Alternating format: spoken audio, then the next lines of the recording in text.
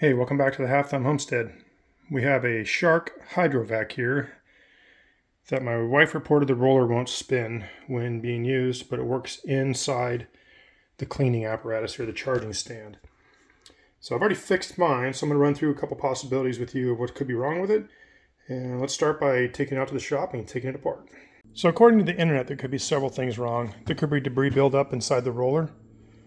Could be a broken belt on the side here.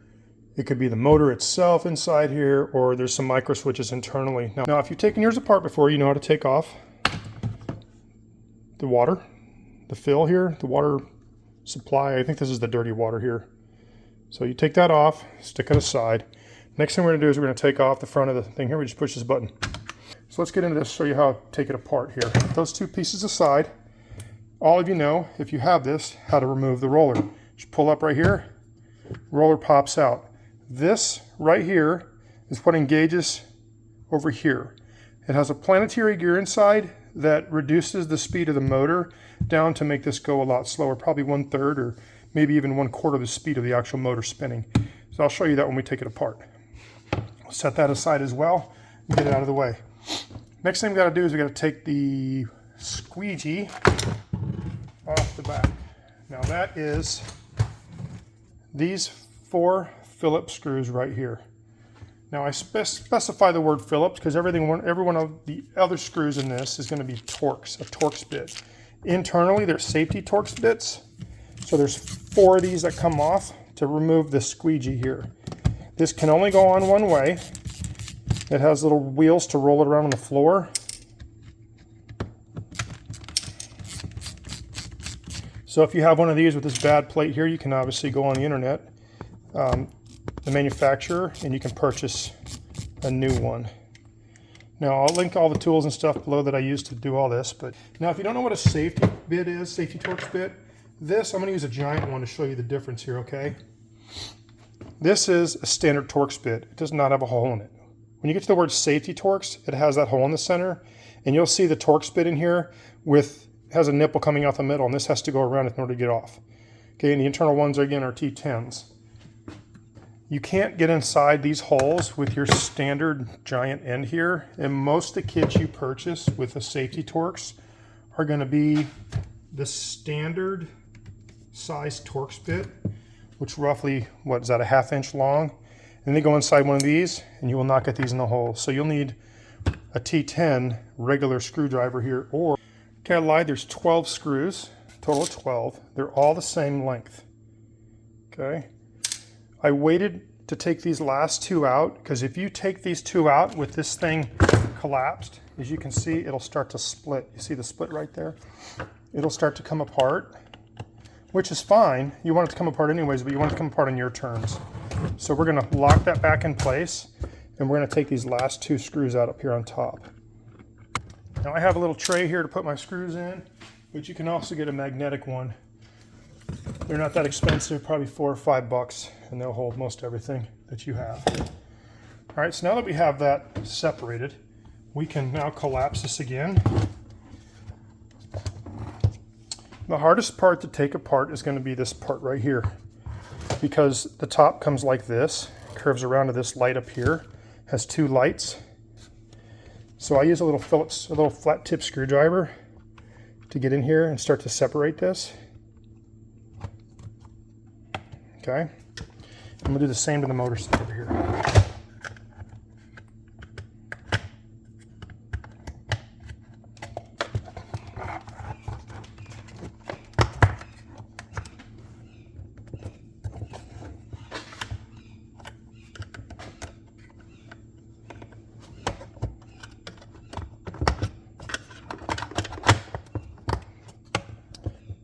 This is the side that won't release over here.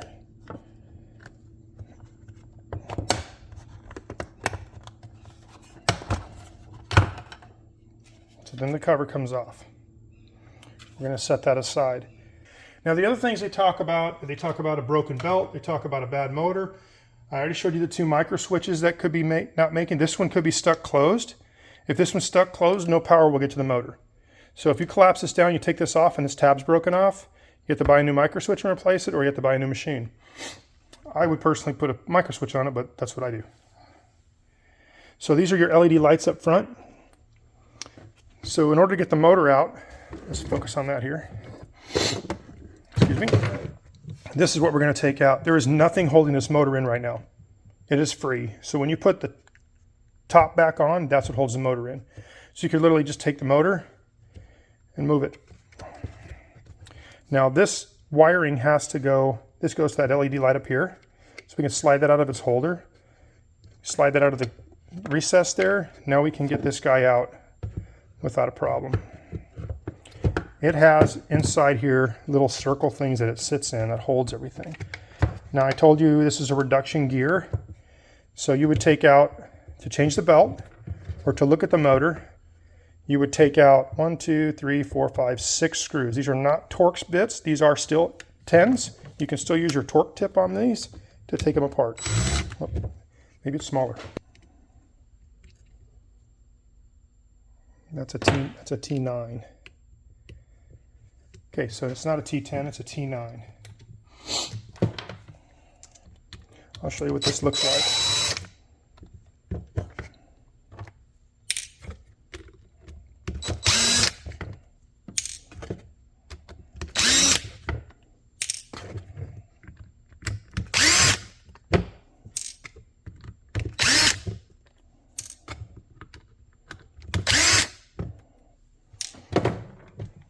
All right, with those 6 screws removed, 4, 6, we're going to take our flat tip screwdriver and we're just going to push right here on the edge and it's going to start to separate.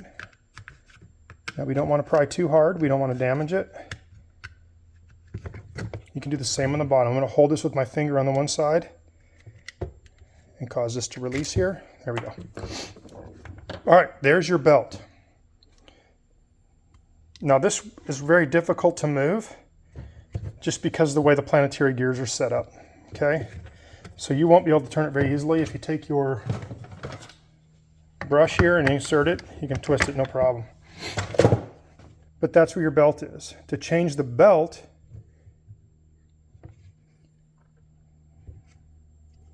we have to remove this from the motor. And to get that off the motor, we have to take off 3 screws in the back. Now I did pry this up a little bit to get this wire out. This is your connecting wire here. So we're just going to get it out of the way so we can have a little more room here.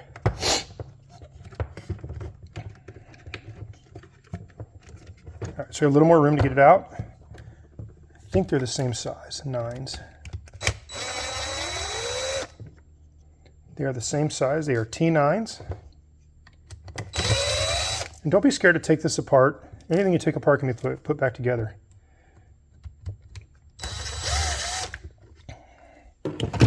So this is what the inside of the motor looks like. So it has your standard gear, but there's planetary gears in here. So what this does, I believe, is it reduces the amount of speed going to the motor, and it has a reduction gear inside here. And this goes to your belt. So to change the belt, we have to take off this cover here, and I believe that is just pressed on, but I haven't taken it apart yet.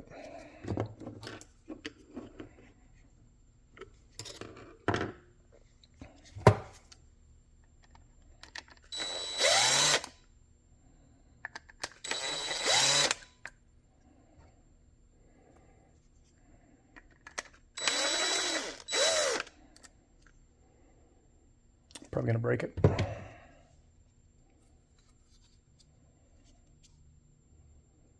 So you can't get that belt off without pulling this piece out this way. So this has to come out. This is just a plate. Let's put our 3 screws with that. Pick up our plate here, set our plate aside. There's your bearing internally. So if we're going to change the belt because it's broken, you have to take out that bearing. To take that bearing out, you're going to put it on a nice solid surface where this is covered and you don't have contact with this end here. Take a small punch on the end here and tap it, and that bearing, as you can see, will start to come out. You have to take this out to get the belt around this end over here. To take this piece off, you use a pick. Any pick will do, preferably not that one. Just make sure when you pop this loose, you don't lose it. Now, if you lose this, you can go to Lowe's or you can go to Amazon. You can purchase a new one. Okay, see it popped out? It's right there. Just a quick release clip. All right, and then you'll take your screwdriver and you can just bring that sucker up. See how it's coming up?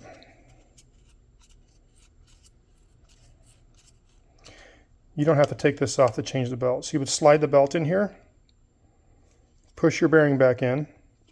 Again, you'll have to take a socket of some sort, stick around that bushing and tap on the inner race, not the outer race.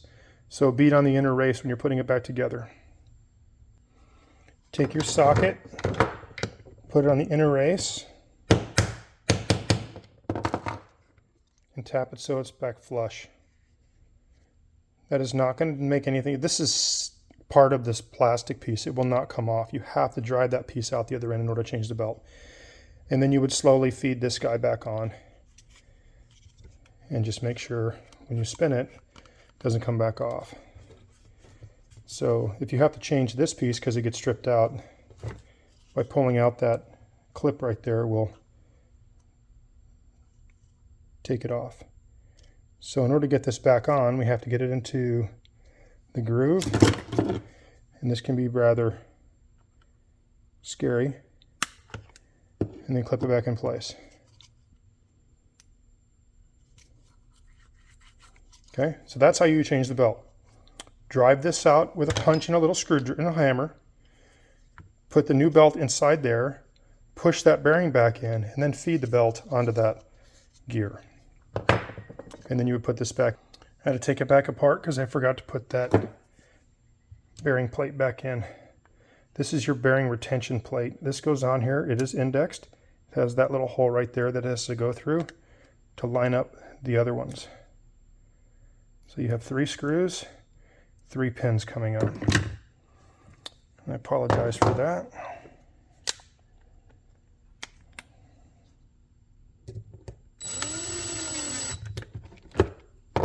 And again, these are the small screws.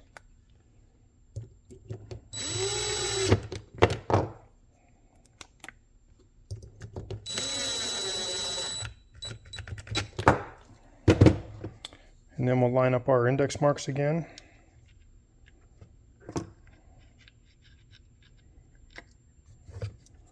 And put in our other T9s. All right, so everything's going back together now. It's just a matter of putting it back together. So again, that's how you change the belt and check for debris inside here. If one of the planetary gears is broken, you'll have to buy probably a new, it's probably cheaper to buy a new one than it is try and get the planetary gear.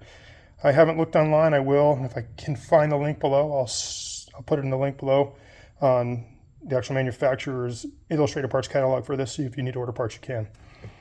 So now it's just a matter of putting it together. So we're going to stick all the wires out of the way.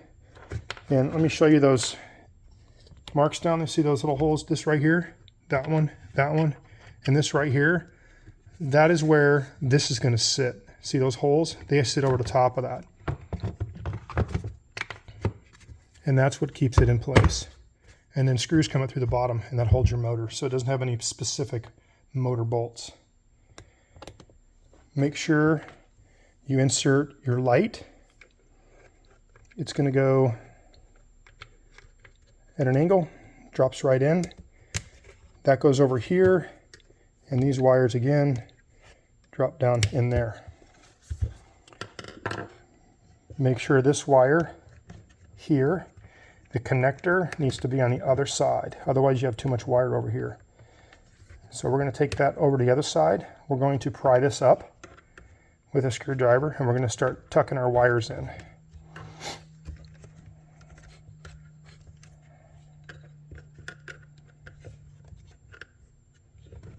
So you don't want to push on the wire itself. I guess you can. It'll drop right in. That's a clip. There's a lip on there to hold them in. Make sure those 3 are tight. If you took that switch out, make sure it's tight. Now take these wires. All the small ones are going to go down in this channel first. and then the white one's going to hold them in there. So the white one's the bigger one. So we just make sure they're all down in this channel. It'll be like single file there. And then you take your white one, it's going to go around this side of that screw, and then it gets pinched. That's going to hold it all together. In order to make sure your top goes on correctly, make sure your wires here are outside of the way of the wheel. If they're inside this area here, this is where the housing goes in and connects, it'll cut those wires and you'll be in more trouble. So we're going to tuck those down inside, like so. So if you look at the wiring, it goes around this screw, around there, and inside, okay? Then we put our cover back on and make sure it works. There's no right way or wrong way to put this cover on. I like to start with the back 2 screws here, work my way this way, that way the wiring doesn't get all screwed up. Once your 12 screws are back in, your Torx bits, you can take your Phillips head screwdriver and you can put in the last 4 screws holding on your squeegee. Now this has some dirt on it, of course, but it has like a certain spot it likes to go into. So it has to go up underneath this lip right here. So you want to drop it underneath and slide it up, and it should sit flush in the back. If it doesn't sit flush in the back, it's not on correctly. And you can put in your 4 screws, assemble your machine. Now we've got to put in our roller.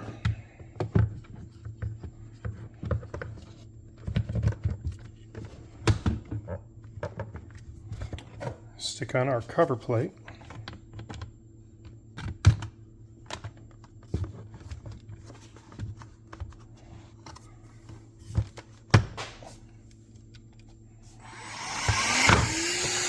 There we go.